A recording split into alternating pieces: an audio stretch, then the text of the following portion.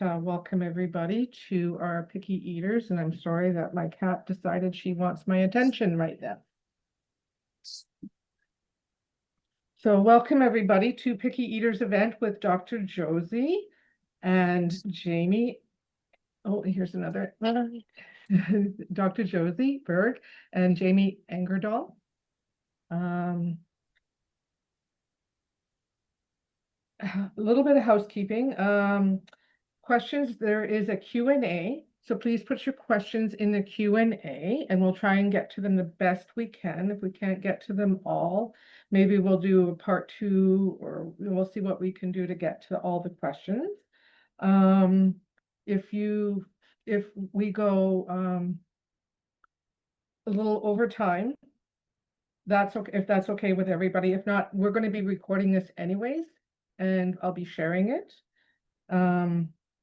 So first of all, I'd like to thank my social media girl, April Ray, for doing all the ads so that everybody could share the ads. She did a great job. If it wasn't for her, I wouldn't have been able to really pull this off. And I'd like to give special thanks to some of our special friends at Beagle Alliance Rescue, who also shared and in her website and her social media about our event, and Thrive Pet Store in St. Mary's Road. They also shared this event. So special thanks to some of those people and everybody that shared the event. So my name is Donna Middleton. I established Head to Tail Canine Nutrition in 2013, and in 2015 I received my certificate from Companion Animal Science Institute for advanced certification in canine nutrition. And my belief is the foundation of health is based on nutrition. And I strongly believe in Dr. Linus Pauling's statement, let food be thy medicine and medicine be thy food. And then Dr. Josie Beug specializes in traditional Chinese veterinary medicine and its applications to geriatric care, chronic disease, and in-home hospice care. She graduated from the University of Colorado with a degree in biology and emphasizes in neurobiology. She earned her DVM from the University of Wisconsin School of Veterinary Medicine in 1998. She was president of the Student Association of AHVMA for 3 years, organizing holistic conferences and speakers at the veterinary school. For the past 25 years, she has built a thriving holistic house call practice in South Florida. She has recently begun offering online consultations, coaching for pet parents, and an online community teaching the 5 elements of TCVM for preventative wellness. She is a lifelong student of the healing arts, from herbs to oil, to energy to stones, integrating ancient knowledge with modern medicine to help her patients live longer, healthier, happier lives. Her quote is, "Animals are windows to our soul and a doorway to your spiritual destiny. If you let them into your life and allow them to teach you, you will be better for it." By Kim Shotola. Is that correct? So I will be sharing her social media links and stuff when I'm sharing out all this, but you can find Dr. Josie Beug on Facebook and Instagram, and she's got a Substack as well under drjosie.substack.com. And then we've got Jamie Engerdahl, is a board certified professional animal care provider, CPACP, through the Professional Animal Care Certification Council. Jamie holds certifications as a certified pet tech CPR and first aid instructor, a certified licensed WAG It Games instructor and judge, a certified fear-free professional both in dog training and veterinary services, and is also a CKC Canine Good Neighbor judge. Outside of teaching in the classroom and educating pet parents within her home or virtual behavior consultants, she also works part-time at a local veterinary clinic as an assistant, known to everyone as the clinic snuggler. Jamie takes a lot of pride in providing the best comfort to pre and post-surgery patients through touch and music therapy. You can connect with Jamie under kindercaninecoaching.com.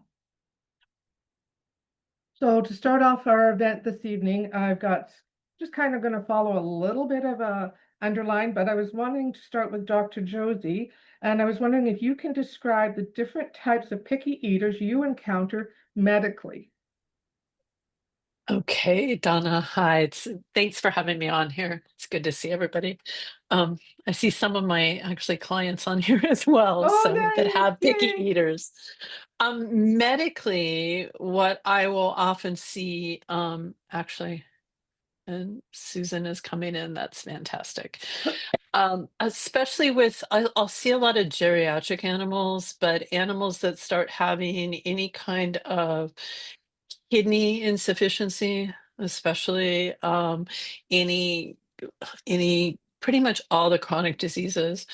Heart disease and cancer can both present with a cachexia and including inappetence, anorexia, all of the GI issues, inflammatory bowel disease, IBS, dysbiosis, the list goes on. So, and unfortunately, I'm seeing gut issues, very serious gut issues right now in dogs as young as 2 years old, even 1-year-old dogs coming to Oh me. my. Yeah.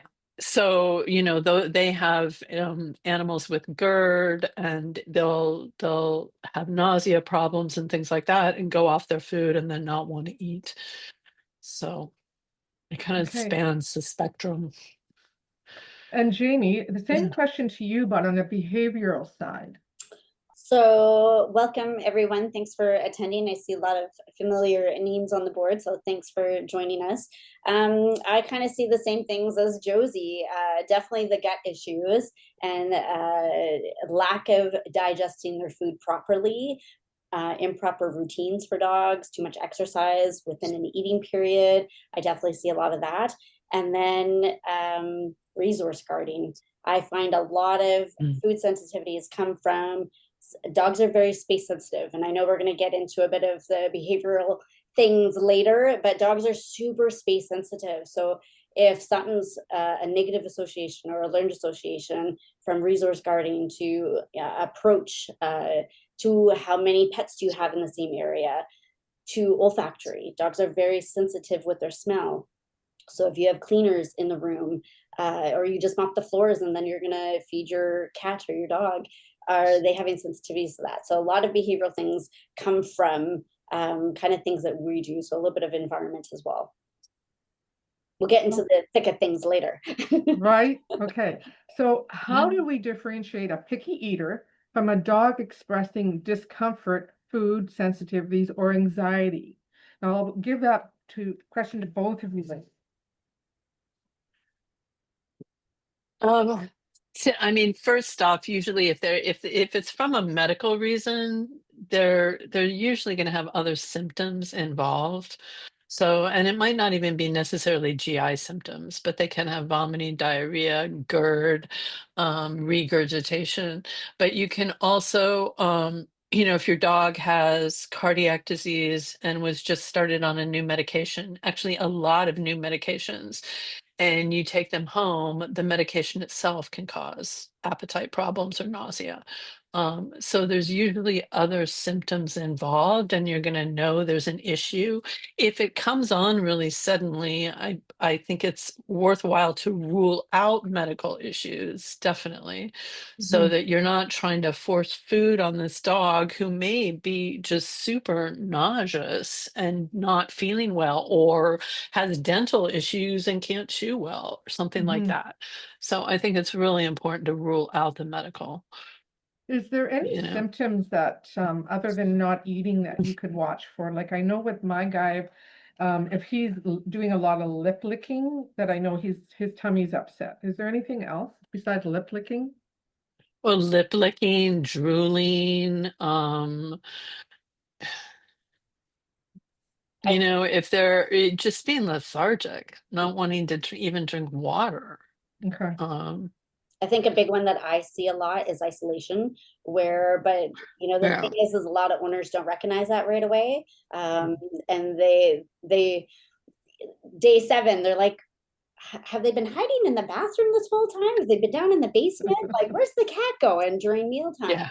Yeah. So a lot of Yeah. times it's really, you know, cats are really good, especially cats are really good at hiding pain and hiding sensitivities. So I find a lot of times isolation is a big like red flag for people to watch out for because it's often missed. Nice. Yeah, Okay. if they're not showing up for food time, I mean, most animals, you know, that's one reason I'm opposed to like keeping the food out all the time and grazing. Everybody needs to have their food bowl so you can monitor, are they coming to eat or not? What are they eating? Are they taking a couple bites and then walking away? What's going on? So, You know, two of my dogs do something very unique when their tummies are upset. I have a herb called thyme in a pot on my porch, and mhm. when their tummies are upset, they go nibble on that plant. And so I bring it in the wintertime and it sits on the window ledge. And my dog Nate will, when his tummy's upset, he'll sit there and stare at it. I'm going, oh, do you want this? And I'll bring it down. And sure enough, he's nibbling on it and he won't eat dinner until and it's He's calms it. self-selecting, Yeah, and you might even try growing maybe a little peppermint in another pot next I to the have thyme. that. I have that But too, but they don't touch that one. thyme it has a lot of antiviral, antibacterial properties. Ah, So cool. it's soothing. Yeah, it's doing something to soothe their stomach. But Right. it's great to have potted herbs like that because animals will self-select. Mm-hmm. Yeah, They as I will learned. self-select. Yeah. Now, what about grass eating? Ah, grass eating. I have my own theories of that. I keep a pot of planted grass for my cat, and I I do too. recommend cats need grass. And over the years, I've had my cats realize that their breath smells fresher right after they eat grass. They will eat grass purposefully, and if they have it available to them, they're not always eating it and then vomiting it back up. But I think it's scrub, especially being pure carnivores, they have shorter digestive tracts. It helps scrub out their intestines. It Mm-hmm. gives them prebiotics, that Mm-hmm. fiber. Mm-hmm. Just like a lot of raptors need if they're not getting the fiber from the fur and feathers of the mice and birds, they need something else to provide that fiber for them. So for cats especially, and dogs as well, if I see dogs eating grass, I will often think about stomach heat, where they've got some inflammation or gastritis going on, even or esophagitis. So I Oh, actually I actually am coming out with a new supplement. It's just for available for my clientele right now, but it's called Dr. Josie's Grass. But oh, it has cool. some marshmallow root in it and has some grass in it, some spirulina, some chlorella. I mix that in with their raw food, and Nice. it will stop the external grass eating. Cool. But That's they're cool. definitely searching for something when they're eating grass because some dogs have a really big issue with it, and it comes back to their diet ultimately. Okay. Good to Yeah, know. Good to know. yeah. Um, I wanted to mention another symptom oh, too that we yeah, haven't oh, touched okay. on, Yes. is weight gain or weight loss. Oh, Sometimes yes. Yeah, another thing that yeah. you don't recognize quickly with your own animals because you see them every day, right? Essential for those annual vet visits. I know everybody's like, oh, my animal's healthy, they don't need to go to the vet. But there's so many things that you can miss because you see them every single day. So I think weight loss and weight gain, I mean, that could lead to a thyroid issue, it could be Mm-hmm. diabetic, like Mm-hmm. there could be so many things. So Mm-hmm. definitely that's Mm-hmm. another symptom I think that gets missed a lot and often And something I ask for. Yeah. Have they yeah, gained weight or lost weight recently? Yeah. and you can't tell right away. Like I take my No. dog with No. heart disease in, I take him every 6 months. Mhm. And I just had him there a couple weeks ago, and the vet says, oh, he's lost such a tiny little bit. And I was like, okay, I'll get on top of that right away because of his medications, I don't want him to lose weight, right? Because Mhm. it's a Yeah. symptom that something could be going on with the kidneys because of the medication. Exactly. Yeah. Well, and cardiac patients also, their metabolism shifts. It's just like cancer patients. So Yeah, they'll develop what they call cachexia. So their metabolism might go way up and they require more calories in order to keep the weight on. yeah. So that's a So, whole nother issue and it's too. so it's important to go in regularly, or and be on top of Yeah. that before it becomes a real bad visual, or it's like, and then it's almost harder to get on top of it. Hmm. So Yes. here's a good question. Are certain breeds and temperaments more prone to being picky eaters? This is a very loaded question, but I yes. know, I That's have my own yeah. theories too. That's I'm sure everybody has their own theories. Yeah, and it's just a theory. I mean, I over the years I think there are more breeds, but I think a lot of them it depends upon the owner, and a lot of the smaller breeds can really get their owners wrapped around their little fingers very quickly and very easily. And so I see the toughest, honestly, the toughest breed that I see is Maltese. And Mm, I have had little Maltese go on hunger strikes. Literally, like they are like, I am not eating unless I get this particular chicken cooked at this particular restaurant. Dot, dot, dot. Like they've got the order put in there. And I had a case years ago when I was working at a clinic, and the owner of the clinic, we had this client, he said, oh, you're going on vacation, just board your dog here, we're going to get him switched onto a complete dog food, it's not going to be an issue. And that dog on day 4, I remember the kennel person walked into the doctor's office and was like, this dog has not eaten a single thing for 4 days. And wow. so we broke down and went down the street to Pollo Tropical chicken because that was the only chicken this dog would eat. Like Oh my. it was crazy. I mean, that's like on the extreme end of things, but it's been known to happen. I've come So across pugs. Well, pugs are not picky. They're the opposite of yeah, picky, right? So there's a yeah. small breed that's the opposite of picky, and shepherds tend to be in what I've seen in my business. I've seen shepherds, but they also are more prone to gastrointestinal Exactly. issues. Yeah, they have much more Yes. sensitive. So Yeah, German Shepherds was on my list, and also yeah. Pyrenees. I've come across a lot of Pyrenees that have kind of did that. Oh, But again, it always leads to resource guarding. Pyrenees are great resource Ah, guarders, yeah, and then mm, gut issues as well, right? So, yeah, yeah, yeah. but So those yeah. German Shepherds for sure, and then like small terriers, and really any small terrier. I see a lot.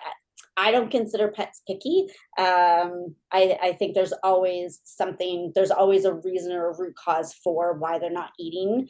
But I mhm. know a lot of pet parents would label terriers, a lot of the small terriers there. Yeah, And then again, it yeah. leads back to Jan the Sherman's dental. waving her hand. She's got 2 terriers. Right? Yeah, I've had terriers too. So I mean, I've had large terriers, not smaller ones, but Yeah, yeah. and often, especially with the smaller dogs, what people don't realize, and Josie, I know you'll agree with this, is that people don't realize that dental disease happens so young. It starts Mm. as early as 1 years old, Oh, and people wow. think, oh, my 1-year-old Yorkie, no way they could have a dental issue, or and Oh, yeah.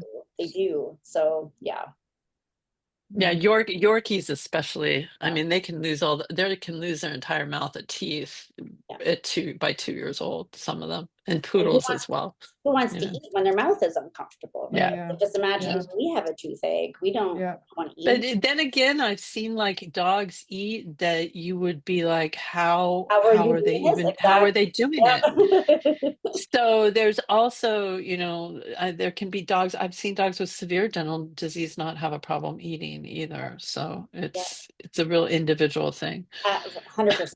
Yeah, I had a dog that was on her deathbed, dying because she had internal hemorrhaging from cancer, and she would eat. Mm, yeah.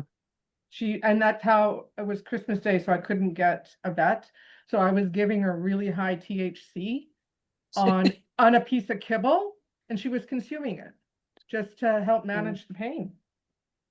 So Oh, she was definitely not picky. I have another interesting question for you. Jamie, what patterns do you see between a dog's pickiness and their owner's energy, routine, or habits? And I'll get both of you to answer that one. Phew, that's also a very loaded It's question. And we could have like a whole conversation just on that question alone. But honestly, I think the biggest thing that a lot of people don't understand, and me myself as well, sometimes I got to take a step back and think, oh, what am I doing to contribute to the way that my dog's behaving, right? Or cat or whatever pet it is. Definitely our energy. Dogs understand intent. I don't know how much of behavior imprinting you want me to discuss today, or if you want me to keep it just really casual and easy, or do you want me to deep dive into kind of more of the cognitive thought processes from animals? I don't know how. I don't know. go for it. Go for So, it. Yeah. so, I mean, I think the biggest thing is that dogs or people don't understand that dogs and cats have thresholds, and that can be emotionally triggered or environmentally triggered. So dogs are very space sensitive in particular. So if we, going back to kind of a resource guarding issue, if we're constantly invading their space and they associate a negative response to your body or your presence being your food, that can definitely affect and kind of hinder or damage that relationship a little bit. And so how we move, how we enter a space, how we see the space, how we view the space, I think that's huge. When I go in and do home assessments, that's one of the first things that I do is I watch and I look at the environment and I watch how the dog or the cat responds to the environment and the movement of the people. And are they happy with that? Or are they, uncertain about that? And then go ahead. Were you gonna ask a question? Oh no, sorry, I thought I heard somebody. So yeah, and then kind of depending on how that dog responds or the cat responds to that is kind of what I would do with the animal on how to see if did they enjoy something different or if we change something in the environment. An example, I had a dog, he was a husky, and he was very sensitive over a downstairs hallway, but that's where he ate. And he never wanted anybody in that space. He didn't want, like, nobody could walk by. Guests could not walk by. Their owners could not walk by. The cat couldn't walk by when he was in that space. So there was resource guarding happening. But when I assessed the space, there was a stool in the corner. And I don't know what the aversion to the stool was from the dog's point of view. But when we removed the stool, all behavior left. Wow. So that's how sensitive animals can be just by a Yeah. space. It was a stool. The stool triggered the dog's. Yeah. Did he fall off of it? Did it fall over one day? Does it smell funny? Like, who knows whatever happened with the stool and where that connection came from? But dogs are really sensitive to space. So what is in the space that adds to that sensitivity? Is it the human? Is it the object? Is it the room itself? What is it? So I always like to explore different ways. If we move the food dish, although I don't like dogs eating out of a food dish, if I move the feeding area, does that change their behavior? Does that change their emotional state? So there's thresholds from environment, going and entering and exiting an area, and then there's thresholds of their emotional state. Where are they at? Are they under threshold? Are they at threshold? Or are they over threshold during those situations? So just different things that people can think about. Okay. Dr. Josie, can you explain how the emotional bond between a human and a dog can influence the appetite or food refusal? Yeah, oh my goodness. I feel that our animals, I mean, just as animals are sensitive to space and to, thresholds like that, they're sensitive to our energies. And they know when we're sick. They know when we're stressed out. They know when, and I know a lot of people, if the dog or cat isn't eating, and this happens to myself. I have a 20-year-old cat right now, and if she doesn't eat, I immediately, my body tenses up. You start worrying. You're like, oh my God, I got to get food in. Why aren't they eating? Is this the end? Is what's going on? They know and hear all of that and feel all of that. So your stress can just compound their issue, and they might even think of it like, oh my gosh, why are they so why are they so freaked out that I'm not going to go near my food bowl? We don't know how they're interpreting our nervousness. So we can have a huge, huge effect on that. And I know it's hard to be very conscious. I mean, that's one of the reasons why I have like a weekly meditation class in my online program, because so that people can sit and become much more aware of their internal state, because our internal state, and dogs pick up minute signals from us, minute bodily signals, because when they communicate with each other, it's on a really subtle level. It's just like working with them. When I work with them with um, self-medication and choosing things, they give very subtle signals compared to cats or horses. Like cats will tell you right away what's up, but dogs are very subtle, and so they notice our body signals as well. And they know our So, intent. So if we think and yeah, yeah, if we think yeah, something and we put it out in the world, in the universe, in our yeah, brain, they know it. So be really, yeah. I always tell my pet parents, go in with the intention that you desire, Uh, not the intention that you think. Because Yeah, because and even if we were to open up food and be like, "Oh man, that smells horrible," they're gonna pick that up yeah, yep, yep. from yeah, us, you know? yeah. Yeah. Somebody mentioned about Jamie, you had mentioned you didn't like dogs eating out of food bowls. And I know there's a reason for that, but would you like to explain that? Well, dogs don't naturally eat out of bowls. Exactly. It's not a natural behavior. And kind of that's kind of my answer to one of your other questions that you had for us. Dogs want movement. They want play. They want interaction. They want, now some dogs, not all dogs, some dogs really enjoy just going and laying down and just, snacking on their thing and being in a Zen like meditation state. But most dogs and most young adolescent dogs, they want movement. They want the seek behavior. They want Yes. they want to use all of their senses, and they want to take as much time as they want, right? So we're so, as a domestic household, we got to eat at 9 and 5. We got to eat out of the bowl. You got to eat in 30 seconds and then be done. And then we're like, go, go, go, let's go. I got to get to work. We got to get to school. We got to do this. And that's stressful. Oh my goodness. It kind of takes me to an example with my husband in the military. He's taught to eat really fast. I was never taught that. I'm not in the military, so I was never taught that training. And I never want to. I want to savor my food. I want to enjoy it. And I think a lot of dogs feel that same way as well, and cats too. So yeah, I'm a huge believer. I'm not a huge believer in making a dog work for their food. That's not the mentality and the point of it. But engaging them in ways that they prefer. What's their breed specifics? What do they enjoy doing? What is their favorite game to play? And how can we monopolize that with food? How can we make food more fun and less boring? Dr. Josie, do you have any insight on that question? I think she covered most of it. Yeah. Okay. All right. Yeah. Yeah. I've recently also switched my I mean, dogs from food bowls to food plates too. So, and I've seen a difference.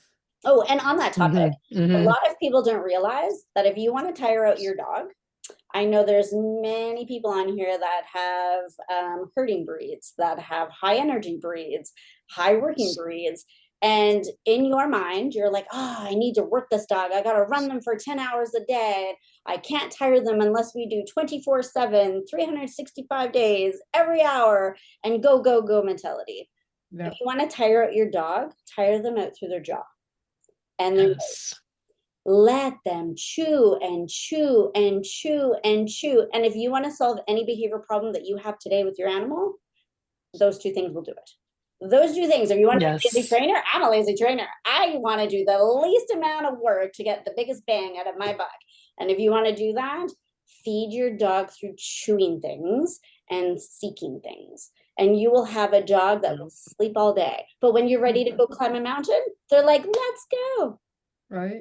Yeah, Yeah. I'm a Yeah. lazy And dog then- trainer, and that's the best way, but that's natural to them. Yeah. Yes. Yeah. Yeah, the chewing is so self-soothing to dogs too. It releases endorphins and everything. I mean, giving your dog a bone and just letting them sit and chew on it is Right? just, it's Amazing. anti-anxiety. That's You the know, very I feel so bad for dogs that never get bones to chew on. yes. I really Yeah, do. that is Mhm. their That version of can't just sit there. meditation.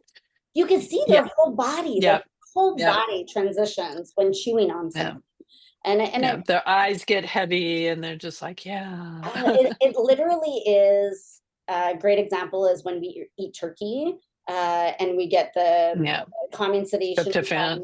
The Yeah, tryptophan, yeah. that's exactly yeah. what chewing does to your Yeah, dog. Yeah. It settles yeah, them, it calms them, and it helps with their digestion as well. Yeah. So dogs cannot yes. physically bark, they cannot counter surf, they cannot jump, they cannot lunge, they cannot chase. I mean, they can, but they're not going to if they're actively resting and chewing. They're Right. gonna Yeah. not want to because so dogs don't do anything in their life if it takes effort. They don't just exhaust energy for the fun of it. I mean, some I guess can if they're taught to do that, but in general, if In humans were general, out yeah. of the picture, dogs would not exhaust energy unnecessarily. They will do it only when it's a life or death situation. So Right. why are we making them do all of these crazy things unnecessarily, right? I mean, I'm not saying don't do sports and don't do all these things. Have fun with your dogs, but chewing is the best thing for your dog, 100%.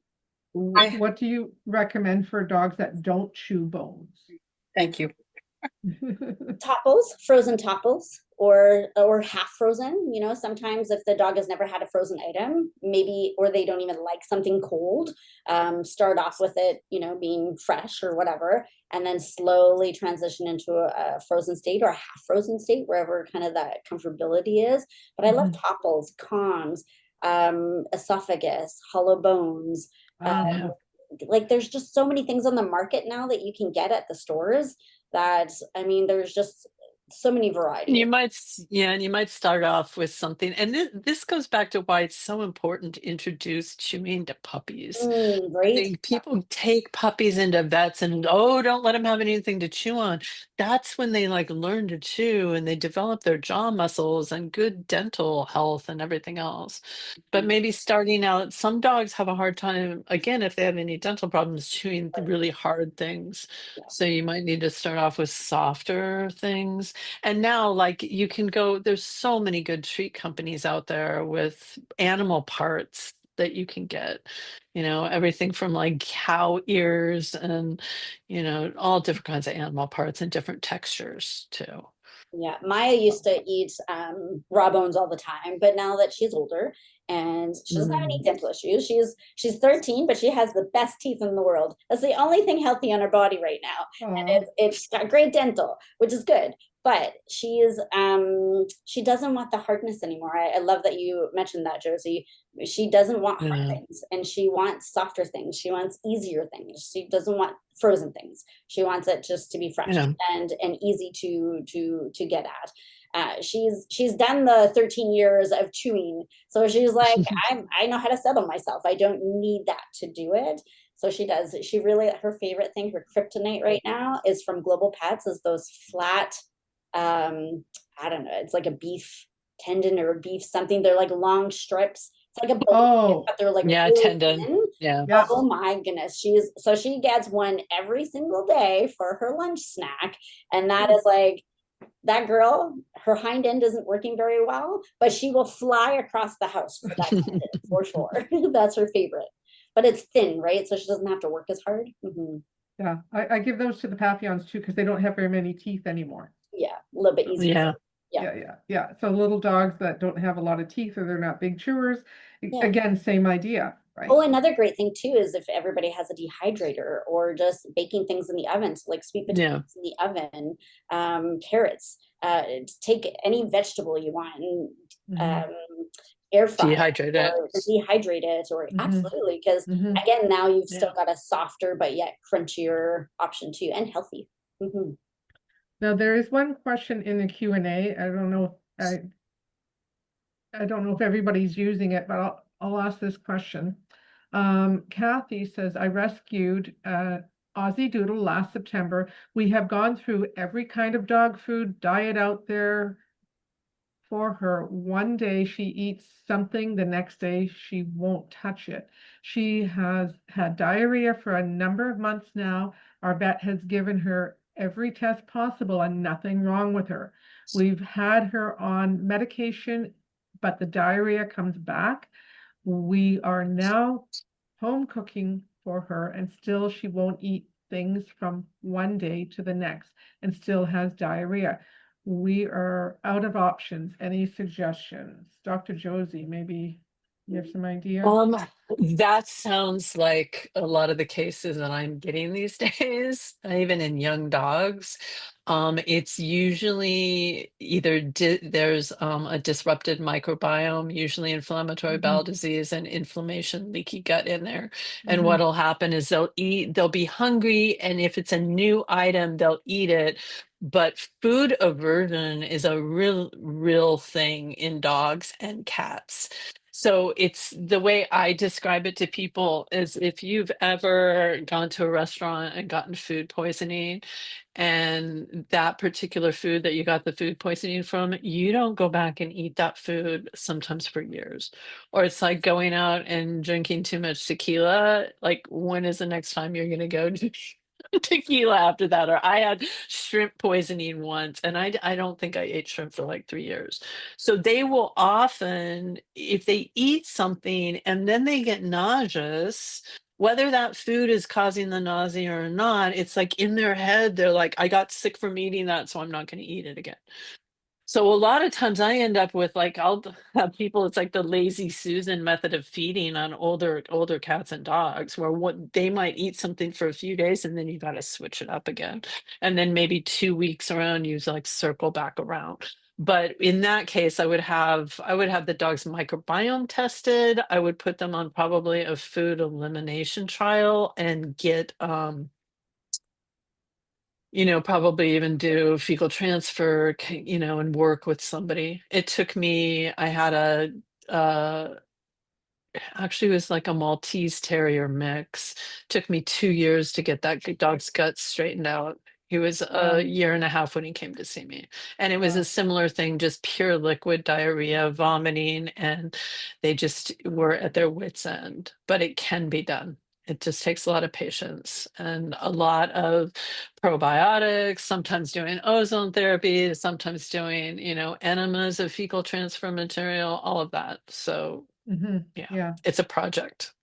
it is a project. I've had some clients I've been successful with doing, I've got a diet developed by Dr. Karen Becker for reestablishing the gut once it's had IBS, IBD, and then we slowly move them. But we also work with digestive enzymes and gut, Yeah. like some of the Yeah. Adored Beast products, right? So Yeah. there's those options too, and if that doesn't work, And then sometimes they're even sensitive to that stuff. I mean, I've yeah, had to just go like really, really slow and to get them turned around, and you may be feeding them really, really simple diets, like something that like scrambled egg. Just try that. Well, like right. single item things as you go, but trying to get the protein in them and get Yeah, something in them. I would stay away from most commercial dog foods altogether yeah, and just feed them individual items as you go, right. um, and not even worry about balanced diet, because right now they're not, if it's liquid going in, they're probably losing weight, not even absorbing nutrients at this point in time. So I What know, would you? Josie, you had touched on words. You had touched on whether or not the food was spoiled or getting sick from it or whatnot. And I think a lot of people yeah. are so fearful of a raw diet because of salmonella, E. coli, and all of these other things. But you can get the exact same thing from kibble. And when you open your bag, what a lot of people Well, don't most realize, right? yeah. What a lot of people don't realize is that every time you open up your kibble bag, it's Well, it's valuable. rancid, and I don't like to go back in time, but 2024 was a really seriously bad year for dog kibble, and I have gotten to the point in my practice where I cannot conscientiously recommend any dry dog food to dogs right now. The problem is still ongoing, and there's certain things that are going into the global food chain that are not being removed from the global food chain, and we had dogs dying of and I thought there was a hemorrhagic gastroenteritis epidemic happening. I thought there was some bacterial disease coming because I was seeing so many cases, and it turned out we think we pinned it down to a fumigant pesticide in the in the not just dry dog food, but in dried meal products. So it could be anything from brewer's yeast to rice to any kind of poultry meal, byproduct meals, any dried food product essentially. So that's a whole nother issue. But what I was talking about is like the nausea from the dog coming from a medical source or some other source and then blaming the food on it, even though the food is just fine. Right. But they're like, oh, I ate that and it made me sick, so I'm not going to eat it again. I see that a lot. So you have to kind of be tricky, especially with cats. Well, they Okay, imprint right. so quickly. People don't Yeah. realize that animals imprint so quickly. So it could take just one time Just to boom. Yep. sour everything for the rest of their lives. Yeah. Here's a good question. How long can a dog go without eating before it is a concern? I mean, it kind of depends upon the dog, and it depends upon whether there's other clinical symptoms or not. Is the dog if the dog's vomiting and has diarrhea and is not eating, you need to get something taken care of pretty quickly, because what'll happen is they'll go into dehydration and their electrolyte balance will get all off kilter, and then you're going to be in real trouble.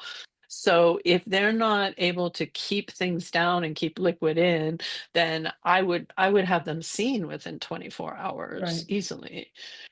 And If what, they're just like, oh, I don't want to eat that, but I'll eat this, that's another issue. And one right. issue I see, especially with um I'll see people giving they'll be like, oh, my dog doesn't like the dog food, and my dog doesn't like this dog food, and my dog doesn't like that for dog food. But what they'll do is they'll break down and they'll be giving them treats all day long. So I ask them, well, how many treats are you feeding your dog? And they will be giving a little tiny dog an entire like 1 to 2 meals worth of treats. So the dog's not going to eat their food because they're already filled. It's like a kid eating, a Snickers candy bar. Well, I want the like treats filled with all of these sugars and all this extra stuff. There's a lot of treats out there. You read the ingredient list on a bag of treats, and there'll be 5 forms of sugar in that bag of Oh, treats. wow. Yeah. So when I go to people's houses, this is the advantage I have actually going to their house. I can open up their pantry and I will pull out each bag of treat, and I'll be like, okay, sugar number 1, sugar number 2, sugar number 3. So they are literally like they're eating Snickers candy bars, and then they wonder why they don't want to eat their dinner like their regular dog food. So it's a big issue. And those dogs learn really quick. They're like, no, I'm holding out for that. I don't want this plate of broccoli. In some instances, it happens very easily like that. So, Just to Um, add to that, I I want to kind of talk on because dogs, we talked about intention, they already know our intentions, but we've never really talked about dogs are opportunists, like through and through opportunists, and they're great manipulators. Like they will yes. manipulate you under the table without you even realizing they will do it. They are very good manipulators, but they don't do things out of spite. They don't feel remorse. They don't understand what that means. And it's not guilt, it's not shame, it's not any of those things. But manipulation, oh, yes. If they know, and most people like myself are very impatient. And so we just give in very quickly. and they will know, Yeah. sucker, I will hold out 3 days for that treat because I know eventually you're going to put a topper on my food to make me eat my food. And, and Right. there's your imprint. Yeah. So they will manipulate you and they will bargain with you. What about that cupboard? What about that cupboard? How about that cupboard? I know there's Yes. better in that cupboard. They will play you like a fiddle. And it's actually kind of funny. It's entertaining. If you were to ever videotape it Mhm. and rewatch what your dog is doing, you would laugh really, really a lot because it is, you see it. It's just that in the moment you don't know, right? Right. Right. But if you were Yeah. to step outside and be the fly on the wall, it would be like, oh my God, I can't believe they just manipulated me, right? Right. Right. Yeah. Yeah. Um, Yeah. One of the ladies in the comments that you and I both know, Jamie, with Whiskey, she Oh, yeah. said Whiskey was highly motivated eater, and he's 10 months and he's lost all motivation. Mm. So That's yeah. resource guarding there. Hmm? I said we do have resource guarding as a big root trigger for Okay. Whiskey. Yep. Yeah. What kind of dog is he? Golden Retriever. Oh. Yeah. He's a high energy boy. Mm. Yeah. So yeah, because I don't think it's normal for a 10-month-old to all of a sudden become picky all of a sudden.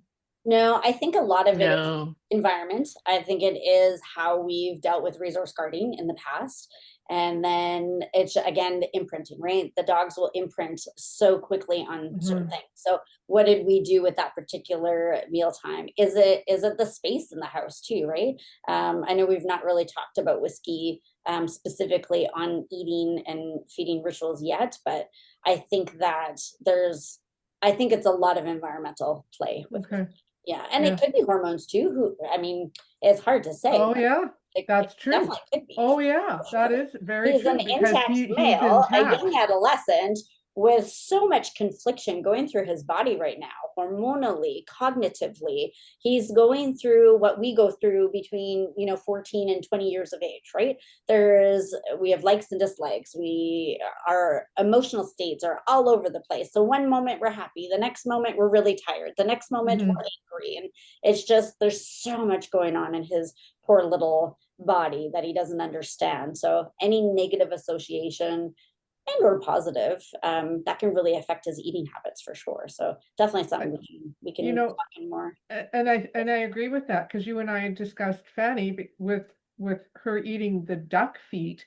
She kept taking her duck feet away from her feeding station onto my cream colored carpet, and at the third time I got upset with her, and now she won't touch the duck feet at all because she's afraid I'm right.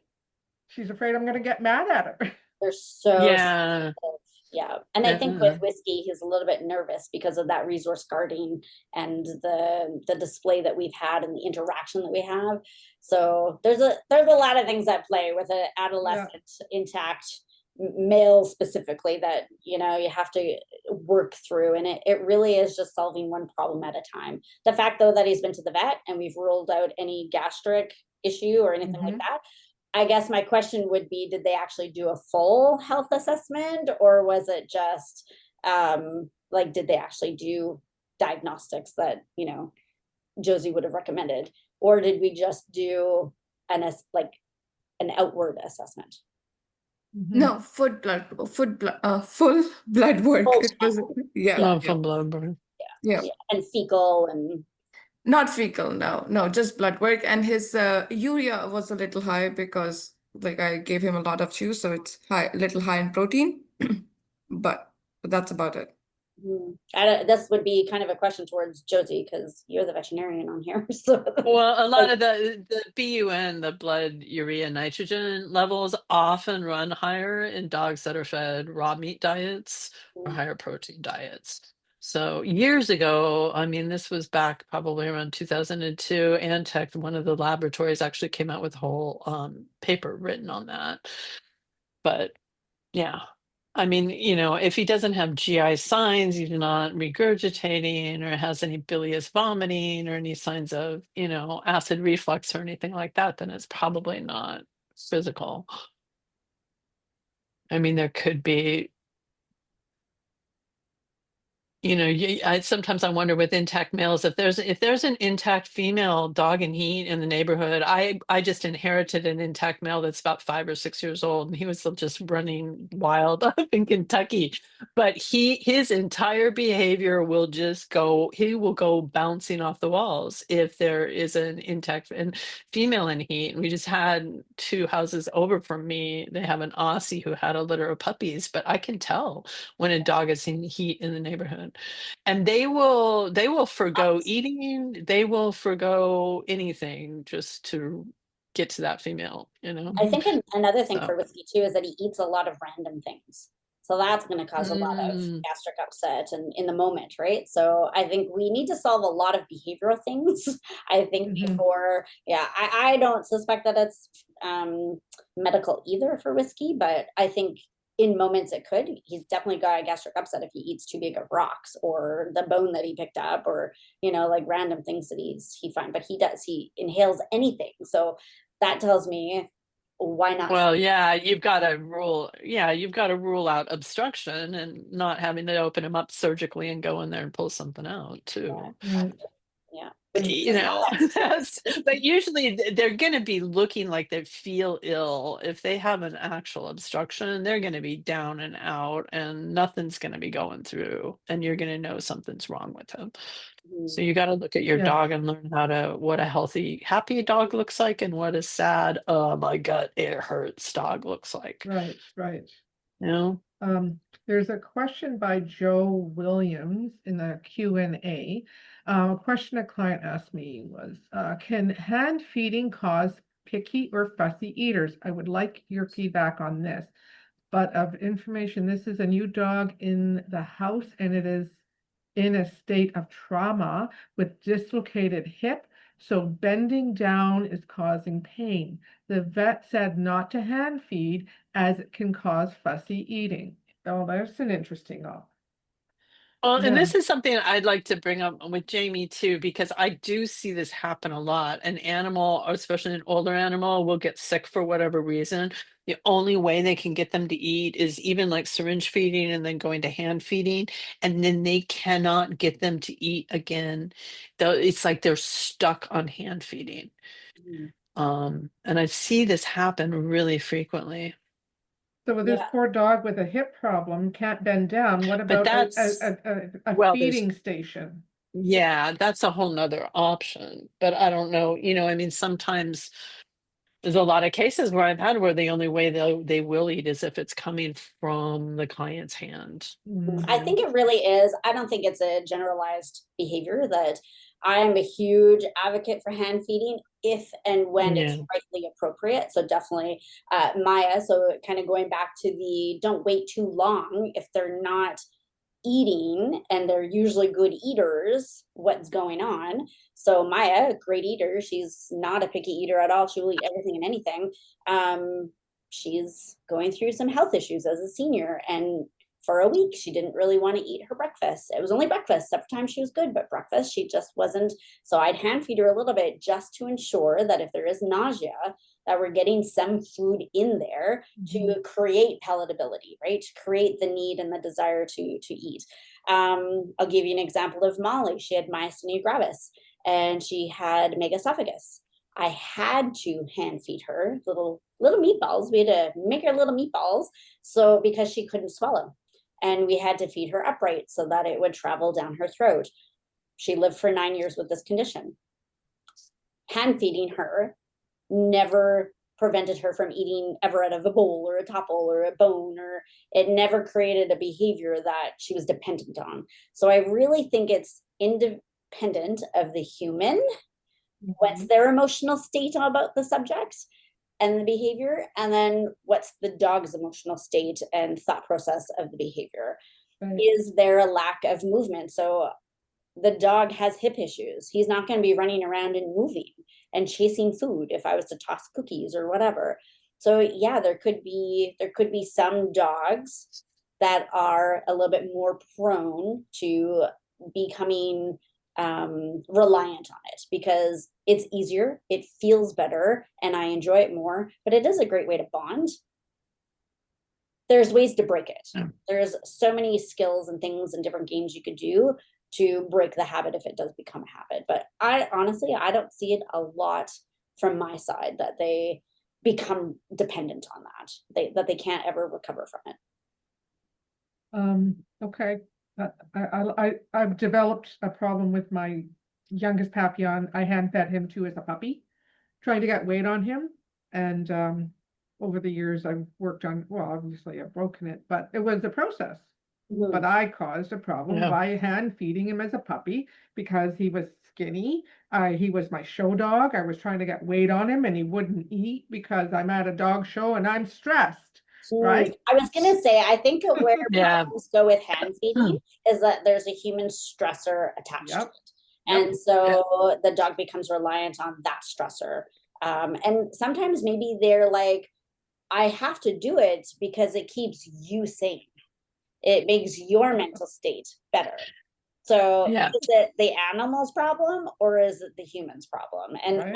I would usually jump to that it is a human error versus a dog error. Yeah, I agree.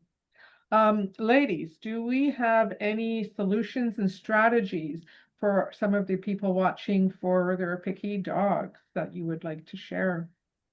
Josie, I'll let you go first. I I mean, I need to go case by case basis on this. It's Okay. just too big of a field. Mhm. You know, I it's a lot. Yeah, it is It a is a lot. big Yeah. question. Yeah. It's a big question because I deal with a lot of geriatrics, I deal with a lot of end of life, and sometimes some of those dogs, you start hand feeding them, and there is a concern. There's a concern that the animal's going to die and how long they have left with them. So we're dealing with a very intense emotional situation. And when they don't eat, there's this whole thing to set up with that. So sometimes they're just hand fed for the rest of their lives, for however Mhm. they live. Mhm. But yeah, I mean it's a huge yeah, if people have questions or something or cases, then I could take them case by case. But I think my first yeah, recommendation to most I people mean, would be, or my first question to people would be, what's the rest ritual before and after feeding? So are they resting before they eat? Are they resting after they eat? Because again, that can lead to a lot of digestive issues. Are they feeling comfortable where they eat? So do they like their space? Do they like the smell of the space? So if you have incense or spray cleaners or floor cleaners, is that attributing to them not wanting to eat in that space? What's the noise? If you just sit in a room, so if I was just to sit in my office right now, what noises do I hear? Is that affecting, right? So environment first, and then what kind of things can we do physically to help the dog become more inclined to want to eat? So when I worked in Victoria at an emergency clinic, we used to have little pallet trays for cats because they're coming in, they're sick, they're nauseous, they haven't eaten for days, and we need to get them to eat. So we've put them on IV fluids, we're doing different things, but we'll have little plates of pellets, or pellet plates we called them, and we had little dabs of random things: cold foods, warm foods, different digestive foods, store-bought foods, raw foods, cooked foods. We'd have a Wow. variety, and whatever they ate, that's what they got for the day. Whatever their palate wanted for that day, that's what they got. And then tomorrow it might be totally different, but they still got the options. So I think what we sometimes lack is giving dogs options, giving them the ability to choose. This morning, don't judge me, but this morning I had 2 vegan Reese's Pieces for breakfast because that is what my hormonal body wanted this morning. And they were at Starbucks and we got a hot chocolate. So I had a hot chocolate for breakfast with 2 of these vegan peanut butter cups. And I was like, oh, this is amazing. I had energy after. I was like, let's go. That's what my body, if I I like eat that yeah. every day for breakfast, no, I usually eat a lot of fruit for breakfast. But in that I moment, like that palette idea because that's often what times, I mean, people, um, you have to be able to see what they're going to want that day and give those different options. I mean, sometimes sometimes people feel like they're wasting a lot of dog and cat food because you open up a can and they ate it yesterday, but then you you throw 3/4 of it out, but you've got to have those things. The other thing too is warming it up, Mhm, especially for cats. mhm. Cats use their sense of smell to find their food, to eat their food. Cats, they hunt on the hoof.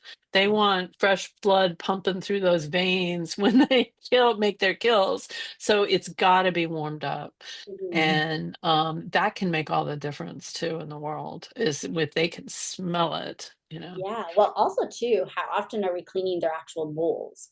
If you're Oh re-putting yeah. food in a dirty bowl, cats especially are gonna be like, "Oh, gross." Like, it has to be cleaned after every meal, and as should dogs. So that's something I would think about too, is are we Yeah. cleaning the bowls efficiently enough that they're not, going into it and is already dirty or already smells like old food or whatever.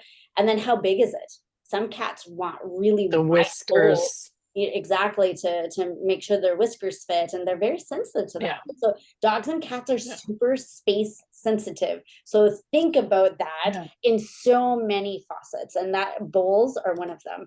Licky mats. I know, Donna, you mentioned the mats that you were talking about. I think there was a comment or a question in the thing too, asking more about that. Does the dog want to lick things? Yes, Or do they want to chew things? Or do they want to hold things? Or right. do they want to move towards things? Hmm.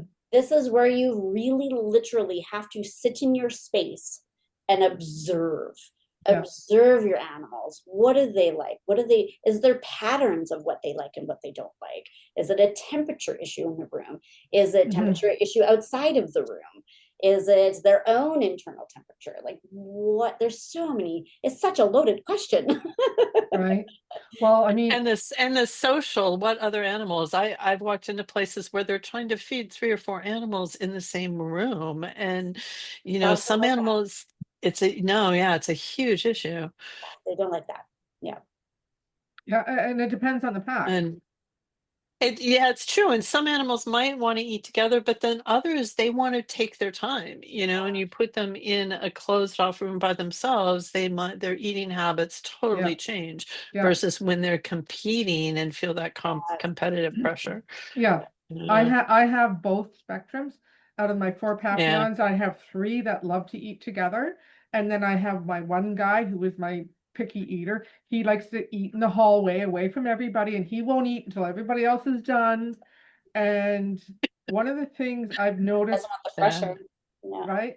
And one of the things I've noticed, Yeah. he loves the mine platter, that he does like that, but he has been stopped eating again. And then so this past 2 weeks I've been giving him special personal attention before mealtime. Just pick him up, I hug him, give him some, because I'm busy. I have 7 animals, but he wants that one-on-one. So I give him 2 minutes of one-on-one, and now he's eating. I was like, is that how it Yeah. starts? Interesting. Yeah. So, yeah. And he wants to be Uh, praised when he eats. He wants that, oh, you're such a good boy. yeah. I had a So, funny thing happen to me when I left when I had 2 cats and I left them with a pet sitter while I was gone, and I went over the whole routine, and I came back and it was something that I was doing that I didn't was not even aware of. I would set their plate down on the ground, and they would come up to it, and I would automatically just pet them from head to tail and say, "Here's your dinner." They wanted that every single time that they ate, and when the pet center luckily figured it out, because they would stand there at the bowl and then look up at her and be like, "Well, aren't you gonna pet me first when you put my bowl down?" So it can be these weird little quirks that uh-huh. we almost, like, train them to expect, and we don't even realize it, what we're Mhm. doing, I you know? always recommend, Donna, I got you to do this, videotape Yeah. your feeding ritual. Yeah. Prop the phone up, videotape it. If you want to send me your videos, I will analyze it. I love doing that. Might take me a while to get to it, but I love doing it because there's so many things at like 0.33 seconds. You walked into the room, that pressure right there stopped the animal from eating, and you didn't notice it. Mhm.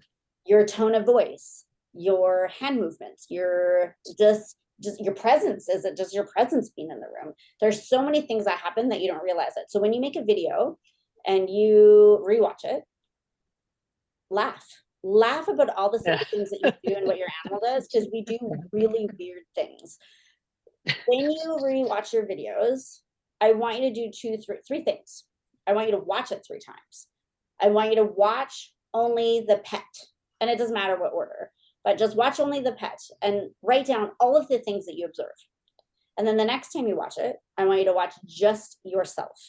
Write down everything that you observe. And then the third time, I want you to watch the entire environment. Did the fan turn on? Did the air conditioning turn on? Did the dishwasher turn on? Did your phone ring? Whatever. Did your phone ring? Yeah. What did a dog walk by? Did your husband walk through the room? Somebody drop a glass? Like, was there sirens? Was there something in the environment that changed the animal's behavior? When you watch it and you start to observe it and digest it, you're like, wow, I didn't realize they were sensitive to these things. And maybe it didn't matter. But when you do it more times, you'll start to see patterns possibly. And then with those patterns, we can start to implement changes. So when you ask, what should I do? I would say that's the first thing I would do is observe. Observe your animals, and not as and yourself. And yourself. Observe your animals Yeah. and yourself and the environment and what's contributing to the changes. One of my clients had mentioned to me a week ago her dog wouldn't eat for her, but would eat for her husband. So there's some sort of emotional, physical trauma going on there. Yeah. Here's a question. How can feeding energetics, homeopathy, or natural supplements help with sensitive eaters? Dr. Josie, any ideas on that one? Well, I actually, flower essences can help a lot if there is that emotional issues involved, either from like social pressures or, just PTSD or being, fear-based things or something like that. Because I've had a lot of good success with flower essences. And you can use them, they're safe to use, they're not going to cause any GI problems. You can put them in the water bowl, you can rub them on their ears, and it will often, there's some really good flower essence companies out there. So you can kind of look at what you're dealing with. And then sometimes if you think there might be nausea, but you're not seeing outward signs like the licking of the lips or smacking or vomiting or things, a couple homeopathic remedies like Nux vomica is just a simple homeopathic remedy to settle the stomach down, and even giving that maybe like a half an hour or so before eating. There's an acupuncture point that I teach people, and it's right on the very center line of the nose, between the haired and non-haired portion, right where the haired and non-haired portion is. And you can either take your fingertip and just put pressure on that. You could take like a ballpoint pen or something. I just like rub it with my finger. I've actually I stick needles in it when I'm doing acupuncture, but it's amazing how you stimulate that point, and like 15 minutes later I'll have somebody bring food in from the kitchen, and the animal will often eat. So it works really well with cats. If you're really stuck and you're stressed out, but you can just give them a little acupressure treatment right on the tip of their nose. So those are a couple That's awesome. tidbits. And warming the food, even putting things like bone broth in, warmed. Sometimes animals who don't want to chew, if they do have a jaw issue or TMJ or dental, they'll lick things. So warmed up raw goat's milk and bone broth are just favorites of mine, just because they're soothing and they're going to get calories into them. Jamie, do you have anything to add to that? No, I see Jo, she wrote in the comment section that the dog wouldn't eat if the food bowl was near the water bowl. And that's very common with cats, actually. And so kind of to add to Joe's statements, which thanks for sharing that, because again, a lot of people don't think about where the bowls go and or where the bowls are next to, and never, ever, ever near their litter box either, like ever. Yeah. Yeah. So, although on the flip side with dogs, if you have dogs that like to have bathroom issues or they're not quite potty trained, if you feed them in the areas that you've cleaned, that can kind of change their mindset of how they feel about the environment and lessen having accidents in the house. So we can do that in that sense. But yeah, always be cautious about where their bowls are. Are they? And then that kind of leads to another thing that I thought of was, do they want to eat it low or high? Do they want to eat it hidden or open? Right? So cats, I have one cat that wants to eat on the top of a perch or the top of my dresser. I have the other cat that wants to eat. She has a little Christmas house that I bought her a couple years ago. It's like a cardboard box Christmas house. Literally, it's like a little house. It's a gingerbread house. She eats her every single meal in that, and she runs in there and she's like so excited and she flips around, turns around. She's like, put my bowl down. And she's so, where does your animal, is it low, high? What is that? Yeah. But yeah, thanks, Joe, for adding that, because definitely what's beside the dish matters. Yes. Yeah, that's awesome.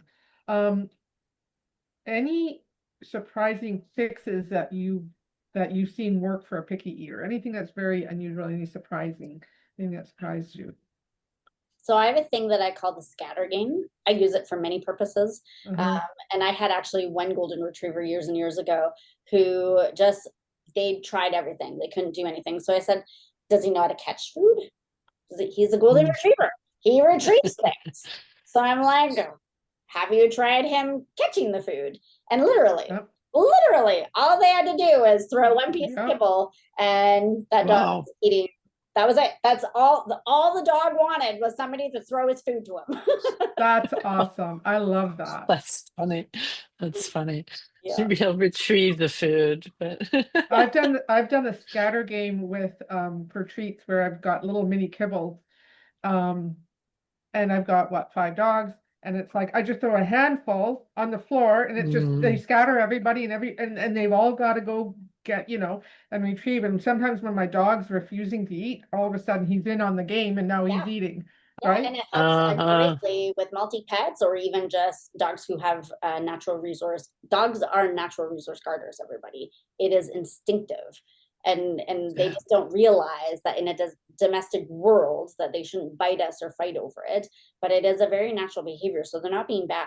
But the scatter game is a great method to use to teach space awareness with multi-pet holds. But also if your dog is sensitive about your space, you being in the space, scatter game, I love starting off with low values and then go up to higher values. And it's so much fun because dogs, especially young dogs, they love cats as well. If I scatter food with my dogs, literally the cats are right in there as well. Like, let's go. So mine too. Movement, they like movement. So the scatter game, it just has so many great purposes. And that's probably one of my go-to things for, if I get a client that says, hey, we're having food issues. All right, well, are they catching it? Are they chasing it? Is there movement involved? Can you put it in like a little shooting gun and like shoot it down the hallway and they'll chase it with that? I'm telling you, it works. Love it. It's fun. And not only is it fun for your dog, it's fun for you too, right? So, but the scatter game on the ground, it's great for multi-pets and for resource guarding. It's so amazing. If done the right way. It can be done the wrong way. So as long as it's done the right way, yes. Yeah. Okay. Somebody in the chat, this is an interesting question. Somebody says the dog rubs their face after they eat because they enjoy their food. Is that true? After they eat, I know my dogs do that. After they eat, they go, rub their face in the pillows and they're like, oh, that was so good. I think it's more of a cleaning behavior, in my opinion, but I think so. Yeah, I think so too. I have my golden doodle will do that, but he's got, the dogs with a lot of hair around their mouths, and it's like cleaning for, I think so. And it's a cleaning ritual, but it's also a communication ritual. So if Like mom goes out and collects food and she brings it back. All the puppies are licking her face. Where did you go? What did you get? What did you eat? What did you bring back? Like there's so much communication happening there too. And you know, if they're rubbing it on the couch, is there another animal that's coming by and reading that message after as well? So it's, I mean, our dogs don't Yeah. really realize that we're humans, right? So in their minds, they're like, oh, I'm leaving you all of these stories on the couch. Have you read them Yeah. yet? Right? So Yeah, because they'll run right down or along the edge of the bedspread or something. Yeah. Yeah. Oh, okay. Cherry's got a question, and I think would be for Dr. Josie to answer.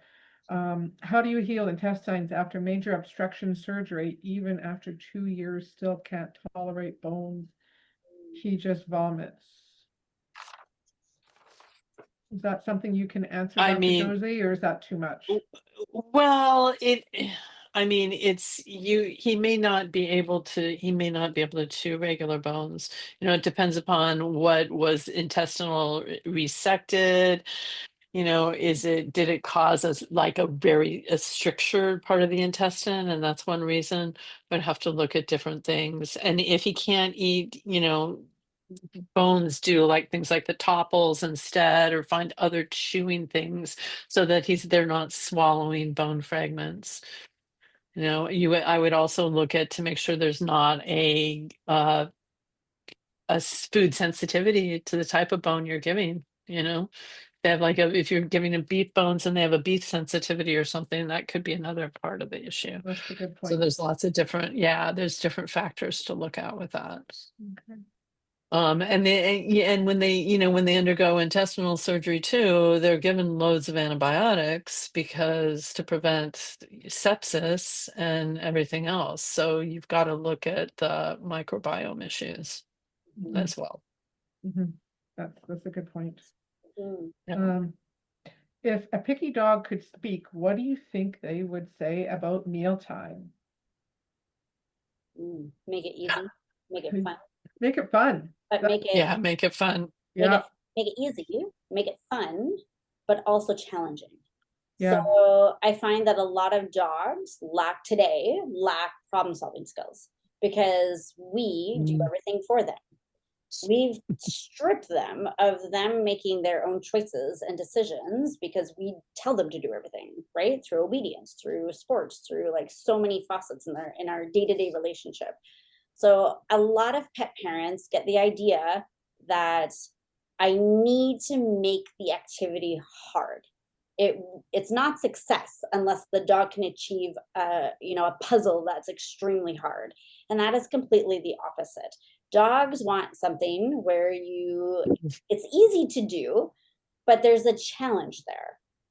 Finding different ways. So when you go and get a puzzle from the store, our mind is like, oh, let's go get the level 5 puzzle. No, get the kindergarten puppy easy puzzle, motivate them first, and then build up their problem solving skills, build up their desire, what type of puzzles they like to play. It can even be a muffin tin from the dollar store. How do they like to interact with the muffin tin? How about a cardboard box? Do they like to get and find kibble out of a cardboard box? So make it fun, be really creative, but also be super patient because dogs are really patient and cats are really patient. So we need to be sometimes a little bit patient and not just like hurry them through the process. Really teach them. I love puzzle games because I love teaching my dog how to problem solve. And then along the way, I'm allowing them to kind of do their own problem solving as well. And then if they get stuck, I'll help them out.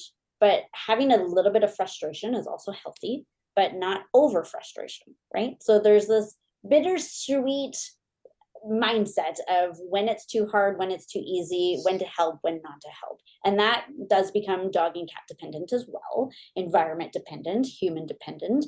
But I think just less is more and make it simple and fun and then motivate them from there. I think that'd be my tip. Dr. Josie, you have anything to add to that? What was the initial question? I'm Oh, sorry. If picky dogs could speak, what do you think they would say about mealtime?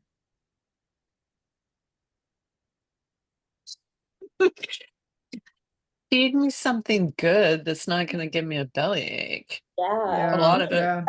Fresh, feed fresh. Feed Yeah. fresh. I And want- don't feed me the same thing breakfast, lunch, and dinner for the Right. my entire life, you know? Right. I mean, That's- my dogs get a lot of variety. I mean, Mm. my two older animals get less variety now just because they're older, but they get a lot of variety. yeah, mine do too. And they get my meat and veggies that come out of the kitchen. I'll go in the dog food, you know, in with the dog food. So they're constantly getting variety. And they're Yeah. getting real meat. I mean, even some dogs too do better with, again, the slightly cooked food where it's warm and it's cooked. There's something about, like, I don't know if other people have made this observation, but think about Thanksgiving and when you've got that turkey in the oven and the animals in the house are usually just like, man, you know, it's like the campfire and the meat is on the spit and we want to have some of that. And there's something about us preparing the food for them and putting our love into it Mhm. and serving it nice and warm to them. You know, it's just like us when our mom would cook us a good home, you know, or somebody you love cooks you a home-fed meal. Mhm. Yeah. I always laughed when the kids, we have adult children, and when they were growing up, you know, they loved macaroni and hot dogs. Like that was their go-to. And I'm making, you know, boiled chicken and like all these gourmet meals for the dogs. And the kids are always like, man, you feed them way better than us. I'm like, yeah, but that's what you like. You didn't ask for those meals. You asked for hot dogs, macaroni. Like you got to get a different agenda then. I love it. Exactly. Exactly. Any tips for transitioning a Mm. kibble-fed pet to a raw diet? Any tips in that area? Um, some animals, you can go cold turkey on it. I mean, when I brought this golden doodle in, he was probably eating the like whatever generic was out of the feed store kibble. And I didn't have anything in the house when he showed up that night. And so I pulled out the raw and that's what he ate. But Mhm. he has guts of steel. He was also foraging on deer parts in the woods. So, I mean, this dog has guts of steel. A dog that's more sensitive, you can go much slower. It's okay to mix raw with kibble. There's so much on, I don't know where that even got started online. Oh, you can't mix the processed with Oh, the unprocessed, but oh, you I have definitely can, I you have the know. answer to that, at least from what in my education, from what I learned, and you can maybe Uh-huh. attest to this to see if this is true or not. What I was told was the digestive enzymes for processed food do not turn on because the stomach doesn't recognize it as real food. So the digestive enzymes don't come on. So the acidic bath is not there as it would be for raw. So, and those Some of that digestive, is true, yeah, especially if they're older and all they have not had any people food, you know, like okay. when people go into the vet, oh, do you feed table scraps or people food? Now, most people, honestly, truthfully, probably always feed a little bit of people food. But I just have them, in that case, I have them go really slowly. I mean, Mhm. if it's like a half a teaspoon of the raw mixture, or just starting them with some pieces of meat or a little bit of ground up meat or something, and go really slowly and add in digestive enzymes until, you know, because their whole gut is going to have a switch and a changeover. Right. So That's it that's a kind good of tip. depends upon the animal and, you know, what you're doing there. That's good. There's another question in the Q&A by Claudia. How do you recommend feeding raw besides in a bowl? The key mat doesn't work. I usually give options separated in a bowl. Right now, food is still sitting there. Um, I'm gonna just mention the Mind platters. No, Claudia, if you're in Canada or in the United States, look up Mind platters, and that's what I transitioned mine to. And I'm thinking of getting the lady who is the owner of that company on for a whole session talking about the Mind platters and why they work for picky eaters. Dr. Josie, are you familiar with what I'm Yeah. talking about? Yeah, I am. I would love to hear like her whole take on it, but yeah, that I would go with that. There's a lot of other different brands out right now and they Sure. don't look like they're made the same. I don't know if there's differences specifically, but the mind platters. Also I had, like you talk about like dogs wanting space around them or movement. I had one client, she would, as one of the meals of the dogs, she would take them out on her screened in patio with a towel and give them like a whole chicken back just to chew and gnaw on, just a raw chicken back. And that she had golden retrievers, and that was their just highlight of the day. And they were in separate areas, so they didn't have to worry about resource guarding and things. But you can feed raw lots of different ways. It depends upon, are you feeding whole, raw meaty bones? Are you feeding ground raw? What exactly, Right. the texture is. But it Yeah. still works on the mind platter. Yeah, Yeah. yeah. I know you, Claudia mentioned the licking mat doesn't work, and is that just a preference to the animal not wanting to lick their food and they want to chew their food? Yeah. Do they want to chase their food? So it is an observation game of learning what style your dog. And again, they'll change what they prefer. One day they like to lick, one day they want to chew, one day they want to chase. Right? It's different. But like Maya, when she was in her younger days, she loved to suntan on the deck. So I would take a blanket, a quilt, and I mean it's laundry, but she's happy and she's like so just relaxed and in her own zen area. And so I take the quilt and I give her raw food or all her raw bones and whatever she wanted, and off. So she'd have a little picnic on the deck or on our 5 acres of Yeah. property and under a tree, or it's like us going to read a book under the shade and creating those space. So another thing is multiple. Another thing that I love to use is the muffin tins. Literally, you can get muffin tins at the dollar store for so cheap, and you can literally create this. So yeah, it's still out of a bowl, but it's still different, and it means that the dog is seeing it differently and eating differently. So it's not just 30 seconds devouring. I can put toys in the bowl where they got to pick it out, pick the toy out, and get the food. And it's a seeking behavior, right? And dogs thrive on seeking things. Or even just like a cutting board on wood instead of plastic or something. Exactly. You can Everybody, change the surfaces. most people have a dishwasher, so don't worry about contamination. And as long as you're cleaning their things the same way as you're cleaning your things, you have no risk. Right? So, yeah. So don't worry about, literally throw the towels in the wash and off you go. Like you can use them again. There's no risk there. I would just go to the dollar store and find creative objects that you can stuff food in, and I will guarantee you your dog be like, what is this? This is so cool. And even cats do. Like when the dogs get something new, the cats are like, where's my new thing? Right. I didn't get a new thing. Where's my new thing? Yeah. And they get jealous over it, right? So They do. I think They do. creative. Yeah, they do. Yeah. When I first got my first cat ever, she was about 4 months old, and my ritual at 9 o'clock was to brush teeth, do tricks for treats in the kitchen, and everybody would get a treat. And my cat's going, well, where's my treat? And I said, well, where's your trick? So I did this, and all of a sudden she's doing high fives. I'm going, okay, there's your treat. Yeah.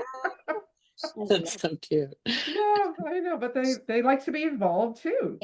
They do. We often Yeah. forget about the cats, and I've been known to do that too. I'm like, well, I didn't think you would like it. I didn't think you'd want Right? to. And then they're like, come on. They surprise you sometimes. They do. If Yeah. you tried to force them to do it or something, it would be Oh. like, "No, I'm not going to partake in that."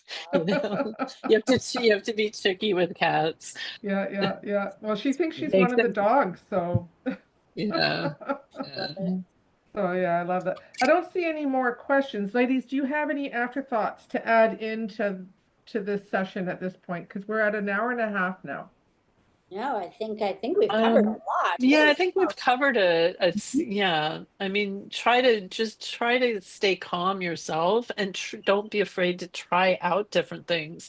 Try new feeding places, try new surfaces, and I think the videotaping too, I think that's a really good idea because there's so many things we do that we don't even realize we're doing.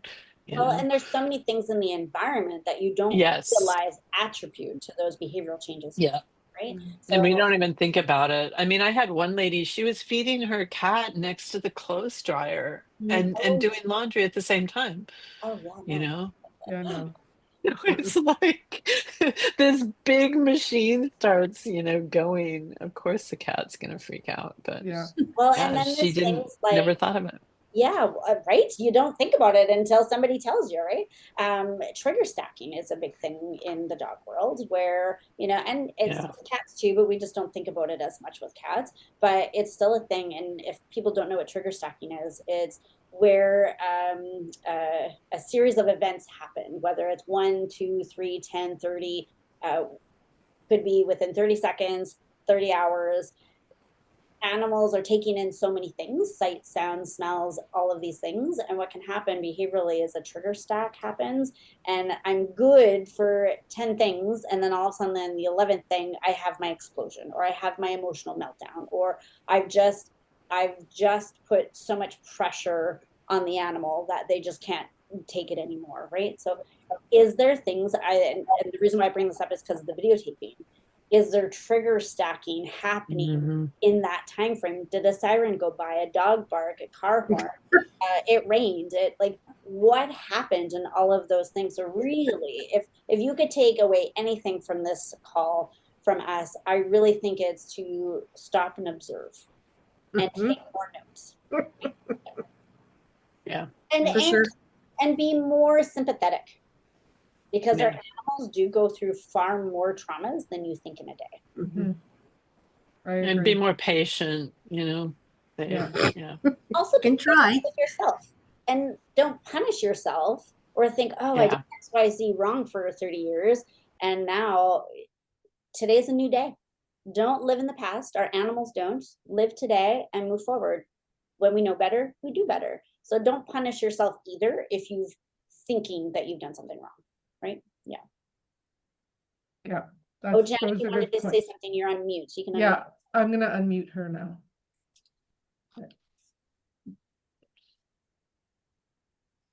Jen, if you want to unmute and ask a question, is that what you were trying to do? I think she's been trying to speak all this whole time. Okay, gotcha. There we I've go. unmuted. Can you hear me? Yes. Okay, now let me think if I can remember my question. Is it all right if you have a picky eater? For example, my picky eater tests me every day. She tests me every day. It's almost like a game for us. It's not. She doesn't make me angry. I don't get angry with her anymore. We just play this game, and I give her so long to eat her food, and I've given her a variety. I've even gotten to the point where I'm heating it for her because she doesn't like it cold out of the fridge. But if she doesn't eat it and I give her 4 ounces or whatever she's supposed to get, I cover it and I put it in the fridge. And next feeding, I give her that same amount back, reheated, but back. Is that okay? Or should I be?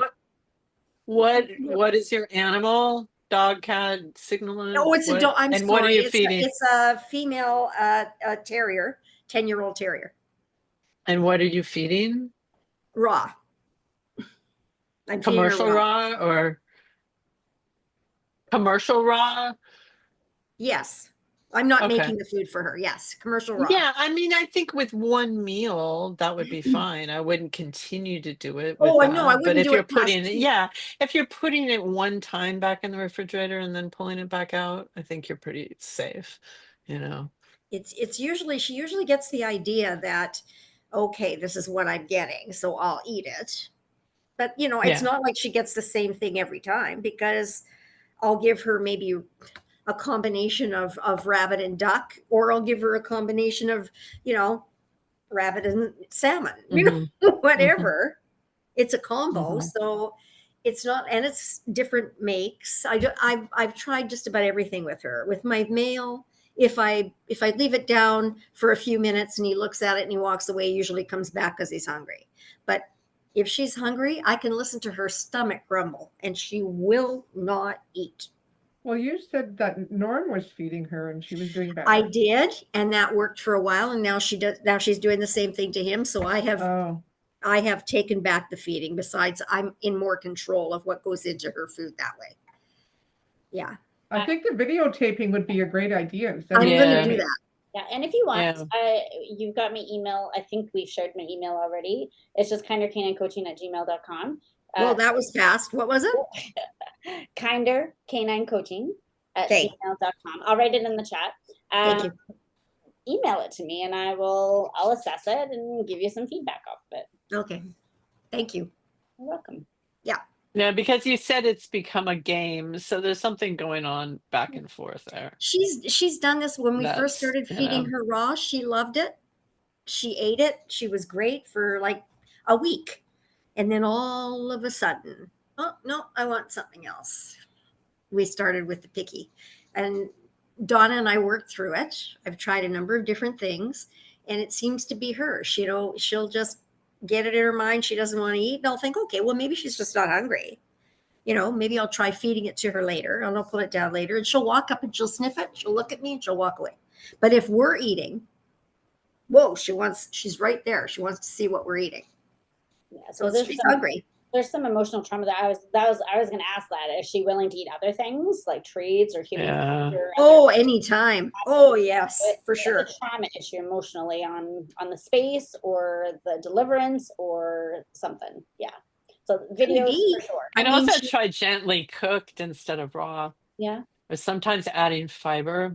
I Mhm. find a lot of the raw diets, I end up adding extra fiber to them yeah. because they'll not have enough fiber. Yeah, Like- I've got Jan adding fiber to it Yes. too, because that was Are one we of the talking things about the vegetable fruit mixture? Yeah, yeah, Yes. Oh, yeah. yeah, I'm adding that. Yeah. yeah. Oh, yeah, I Or cook that. trying or going to a gently cooked. I'm Yeah. Would be warming it, another and option. I'm warming it in Double I'm boiler. heating it. I don't want to cook it because I thought, why am I feeding Yeah, raw if I'm going yeah. to cook it, right? Yeah. So I'm just warming it so it's not cold out of the fridge. He seemed to my male sure liked that better. I recommend doing that with all. I recommend allowing it at least to come to room temperature. Mine, I float the containers in like about 2 inches of hot water in the sink for about Yeah. 10 minutes before I feed it. So it makes it nice and juicy and warmed up. In traditional Chinese medicine, it takes, if the food hits the stomach at body temperature, and this goes back to digestive enzymes. Digestive enzymes only work in a very limited temperature range. So if the food goes in cold, the body has to take energy and qi to warm it up to get it to a specific temperature range before the digestive enzymes can even begin to break it down. Oh, Okay. good. So point. when it's warmed up going in, it settles a lot more. Think about what happens in a muscle when it's cold. Everything contracts.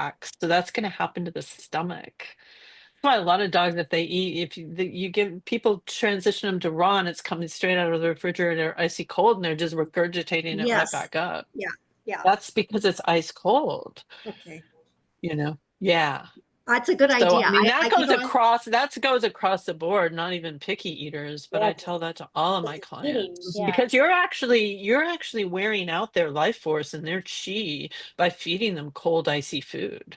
Oh, that I stopped that about a week ago for Yeah. sure because I thought, Yeah. okay, no, but I like the idea of floating it in hot water instead of doing it in the Yeah. double boiler. Yeah, I'll do just that. like I mean, it's in plastic and people are all on the microplastics, but hey, it gets it warmed up. It's only in there for a It's few not in there for minutes, long. and it's exactly. And I'd rather and do then that the than cook it. aromas get Mhm. and then the aromas get going. It's nice Yeah. and juicy and Well, you have to more think if they're ready to eat it. hunting and dogs are Body temp. hunters, they're scavengers, but the Mhm. animal is not cold. The animal is hot and warm and Yes. Yeah. right. So that's what they want. That's what they thrive on. Yeah. Right. Yeah. Good idea. I like that. I'm going to do Yeah. that for sure. Okay. Thank you, Jan, for that question. Thank Good you. questions from everyone. Yeah. Yeah, definitely. Yeah, some good questions. Anybody Great. else? Anything last minute?